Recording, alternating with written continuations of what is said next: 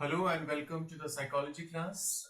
Today we are going to do general adaptation syndrome. We have completed topic 2, but before delving into topic C or topic 3, we would like to first complete the general adaptation syndrome. This model we had already started in the class, but we had to stop abruptly. But unless and until we understand the general adaptation syndrome model, we will not be able to understand the overall effects of stress. Okay, so as I have already explained while starting the GAS model, I have already explained to you that it has 3 stages, and this model explains that when a stressor is accommodated within our physiological system, body starts evoking certain physiological responses. Now it depends upon the nature and pattern and intensity and duration of the stressor that determines the nature and pattern of physiological responses. So these physiological responses, the journey of these physiological responses are non-specific and is mostly activated by sympathetic nervous system and pituitary axis. So that means the mastermind is hypothalamus. Alright, we have already noticed that there are 3 stages. So we will start with the general adaptation syndrome model. A recapitulation of alarm stage, that means in stage 1, that is in alarm stage, according to Hans Selye, the body perceives a stressor. Now this is nothing to do with the psychosocial model. It's a pure biological model that has been offered by Hans Selye, and in the alarm stage, body starts giving certain non-specific physiological responses the moment it perceives certain stimulus which is somehow related to fight or flight. So the first stage we have already done, that is the alarm. That is the very perception of a stressor in the vicinity. Alright, we will move on to the next stage, that is the stage of resistance. So it's general adaptation syndrome.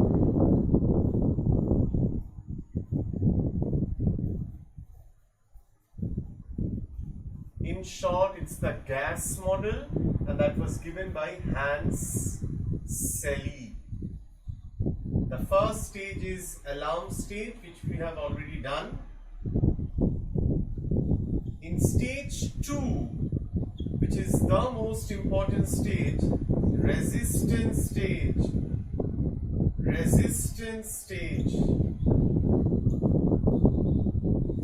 In this stage, we will see that how body confronts the stressor and helps to accommodate the stressor within our body.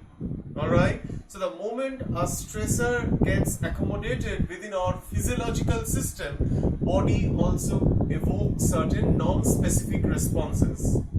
Now, while this stress response is beginning, the mastermind is hypothalamus. Hypothalamus is one of the part in our brain which is one of the significant part among the diencephalon. Now hypothalamus has parallel connection with 2 major parts of brain, that is autonomic nervous system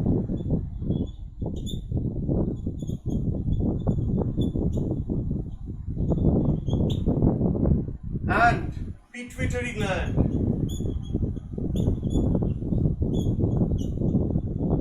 Make sure the perception of stressor, whether it has any connection with fight or flight,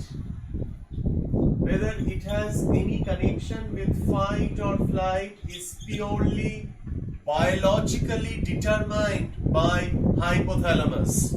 So the moment hypothalamus perceives a stressor, it starts evoking simultaneous responses to the sympathetic branch of autonomic nervous system. NS is nervous system, alright? And also it evokes parallel response to pituitary gland. Okay? So as a result, this sympathetic nervous system is responsible for the arousal level and high metabolic activity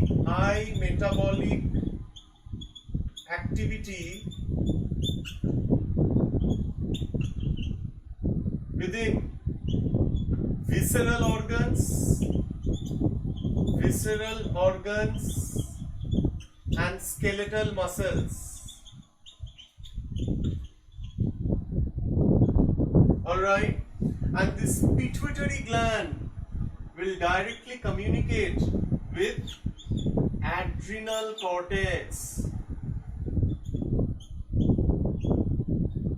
We will say adrenal gland for the time being, and then let's see that what are the mechanisms that leads to provocation of adrenal gland. So have you understood? In the alarm stage, hypothalamus perceives a threatening stimulus which has some relation to our experience of fight or flight.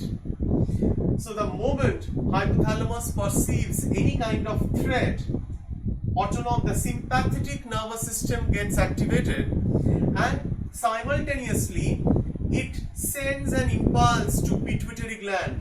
Now I'm sure that you understand this fact that the moment pituitary gland gets activated, the neuroendocrine system gets activated as well. Neuroendocrine system gets activated as well. Okay? Now any neuroendocrinal impulse is always transmitted through secretion of hormones. So that means hypothalamus needs to signal pituitary gland that there is a state of stress or a state of emergency. This is a fight or flight. So this is a state of emergency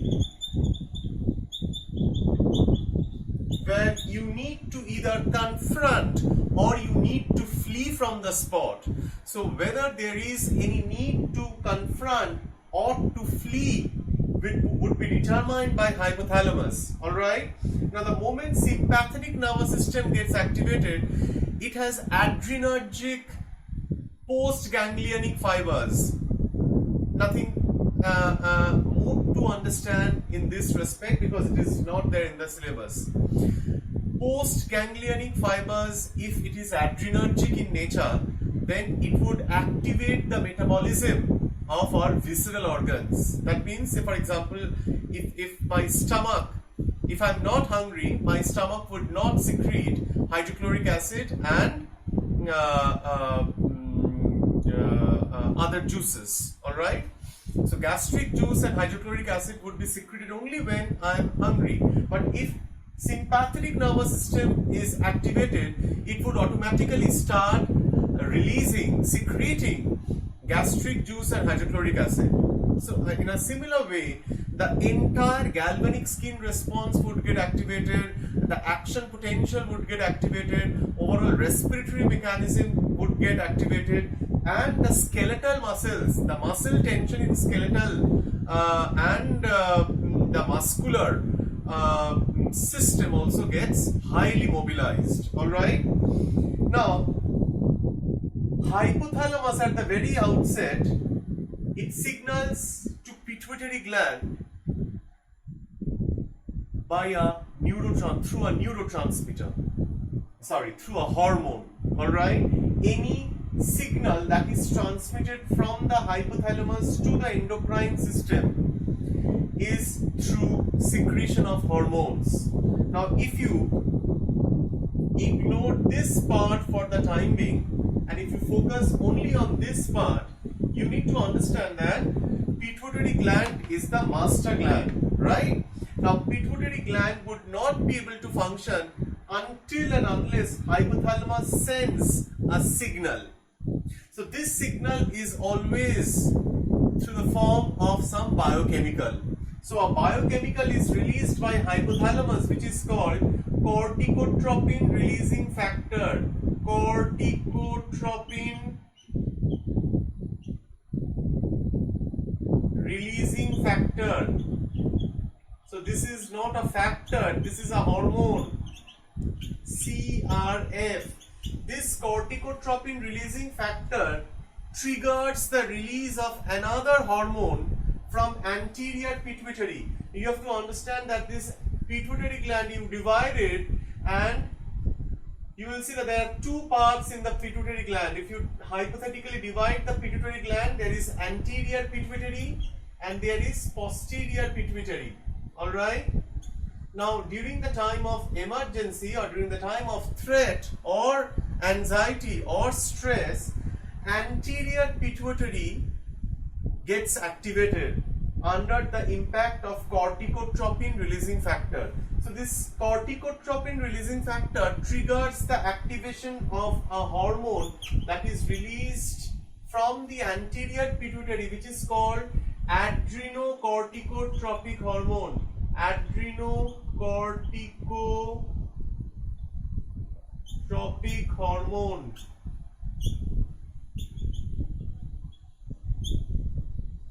ACTH, adrenocorticotropic hormone.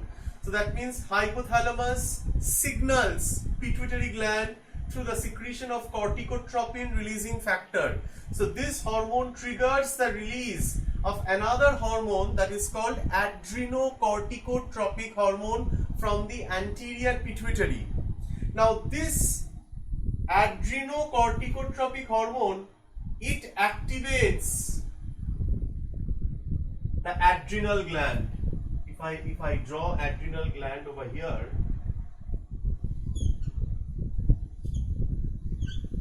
it triggers adrenal gland. Now the point is that adrenal gland also has two parts. One is the adrenal cortex and the other one is the adrenal medulla. Now this hypothalamo-pituitary axis is responsible for the activation of adrenal cortex and a specific hormone that comes under glucocorticoid, that is called cortisol hormone. Cortisol hormone. This cortisol hormone is the most important hormone. The actual intention of hypothalamus is to make this cortisol hormone get released during this time of emergency, that is during fight or flight. Alright, now it has to go through a specific tract, right? So this is called hypothalamo-pituitary adrenocortical axis. This is called hypothalamo-pituitary adrenocortical axis.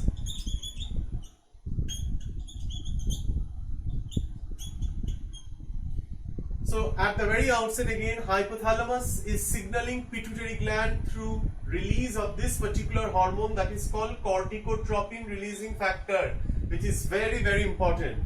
Now corticotropin releasing factor triggers the release of adrenocorticotropic hormone from anterior pituitary.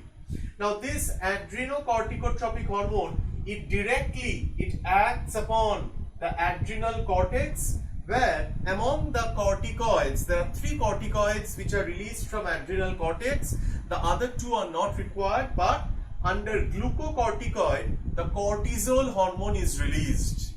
Alright, now this cortisol hormone is mostly responsible for elevation of glucose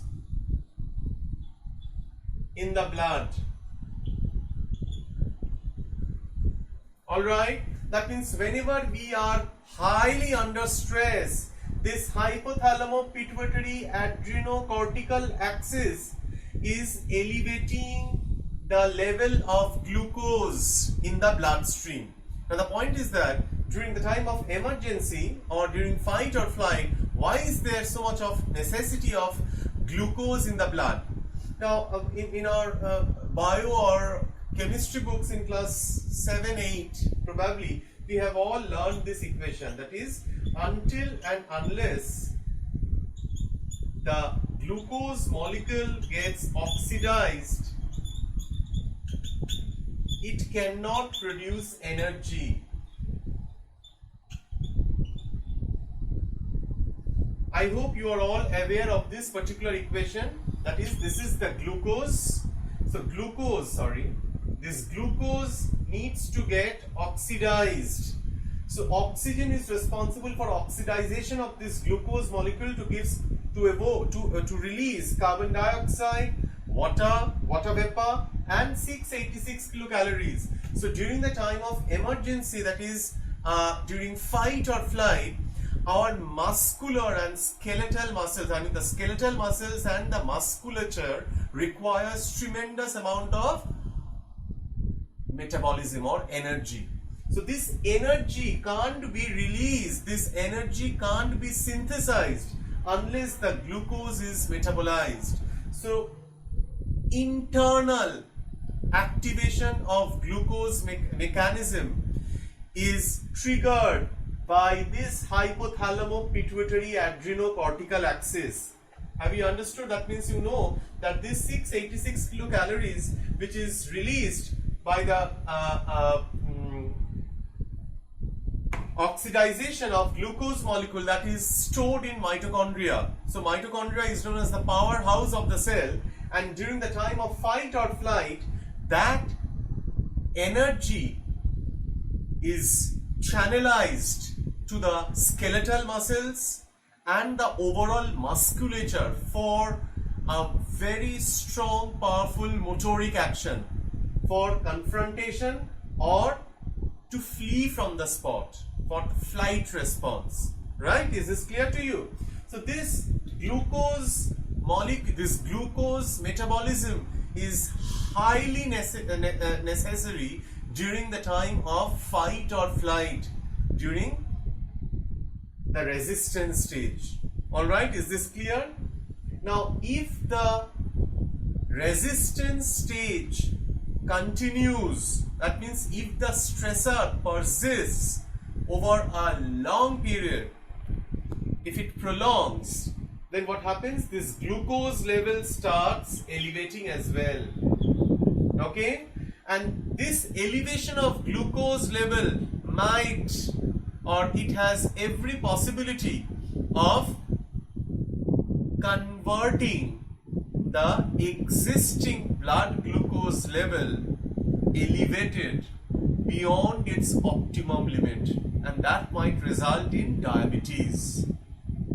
Alright, so when we will be studying the effects of stress, then we will relate with this particular mechanism, that how stress is basically responsible for diabetes. If you have 2 to 3 or 4 sweets from Balram Malik, or if you have some mutton Ragan Josh, you would not have any possibility or any danger of suffering from diabetes at all, until and unless this hypothalamo-pituitary adrenocortical axis gets activated. There is very less possibility of developing diabetes mellitus too. Alright, is this clear to you? So it's purely a psychosomatic problem. After getting diagnosed with diabetes, then there is restrictions put on the diet, which is misunderstood, that if I take too much sweets, I might suffer from diabetes. So this is completely a myth. It's completely a fictional idea having no connection with reality. Now, in the resistance stage, this wear and tear is going on through this particular tract. What is the name of this tract? Hypothalamo-pituitary adrenocortical axis. On the other hand, adrenal medulla, which plays a very important role in secretion of adrenaline and noradrenaline.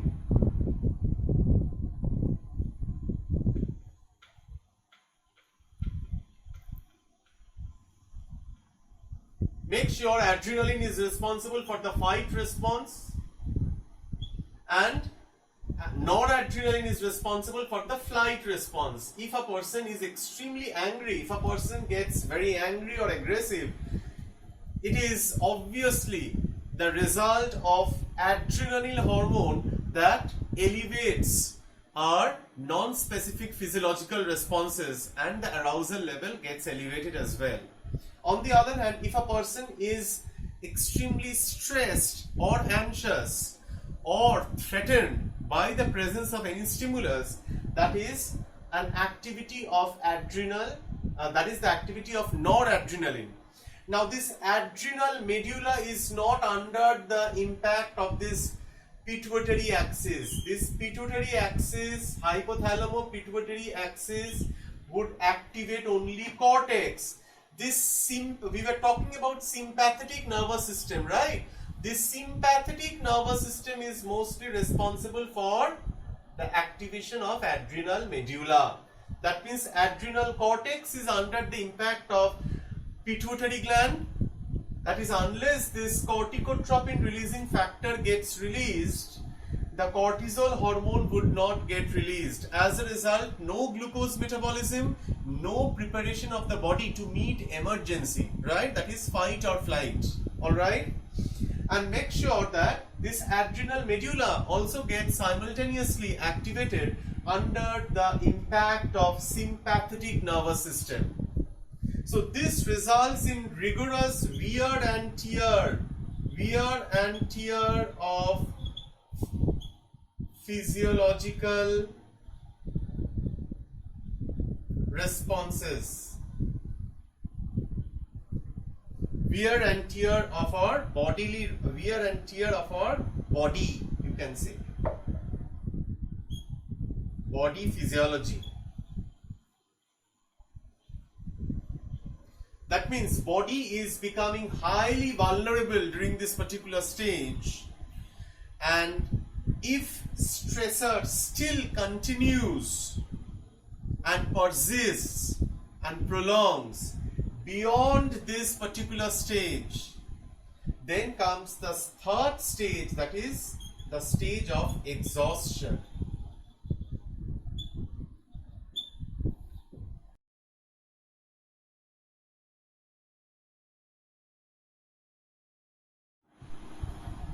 Secretion of cortisol that elevates the blood glucose, and glucose metabolism during fight and flight has to be very high for the production of energy in order to prepare the body to meet the emergency, that is fight or flight. On the other hand, this adrenal medulla is under the impact of sympathetic nervous system, so which releases adrenaline for fight, for confrontation, for aggressive responses, for noradrenaline during flight response.